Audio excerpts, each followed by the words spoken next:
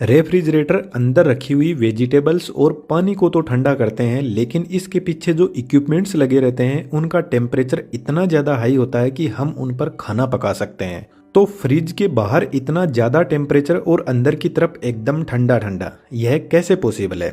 इसके अलावा कई बार जब फ्रिज खराब होता है तो हमारे दिमाग में एक ही बात आती है कि इसकी गैस खत्म हो गई होगी, लेकिन दोस्तों ऐसा कुछ भी नहीं होता है। इसके पीछे की साइंस इस वीडियो में 3D एनिमेशन की हेल्प से समझते हैं। जो रेफ्रिजरेटर का हार्ट होता है वह कंप्रेसर होता है। यह एक रिसिप्रोकेटिंग टाइप कंप्रेसर है। इसके अंदर एक सिंगल फेज इंडक्शन मोटर होती है। जब यह मोटर रोटेट करती है तो इससे जुड़ा हुआ पिस्टन कुछ इस तरीके से मूव करता है और यहाँ पर जो गैस होती है उसको कंप्रेस करके पंप करने का काम करता है। इन कंपोनेंट्स की वर्किंग रेफ्रिजरेटर की बॉडी को थोड़ा सा साइड में रखकर अच्छे से समझते हैं।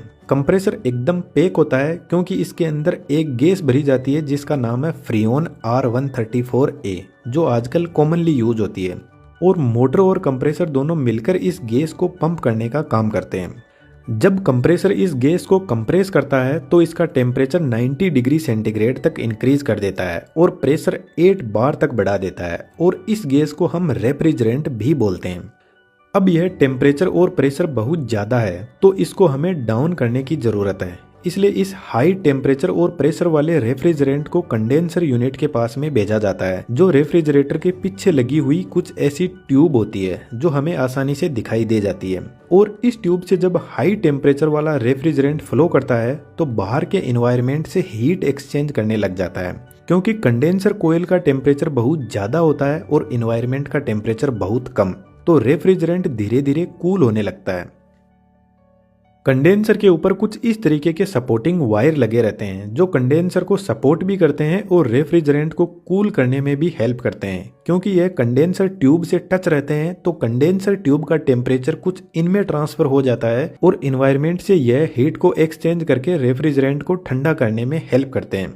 जब रेफ्रिजरेंट इतना लंबा रास्ता तय करके कंडेंसर कोयल से बाहर निकलता है तो इसका टेम्परेचर 45 डिग्री सेंटीग्रेड तक रिड्यूस हो जाता है, और जब टेम्परेचर डाउन आता है तो गैस लिक्विड में बदलने लग जाती है। इसको थोड़ा आसानी से समझे तो जब हम पानी को गर्म करते हैं तो वह वेपर में बदल जाता है, और जब उनको ठंडा करते हैं तो वापस लिक्विड में बदलने लग जाता है। तो ठीक ऐसा ही इस गैस के साथ में होता है।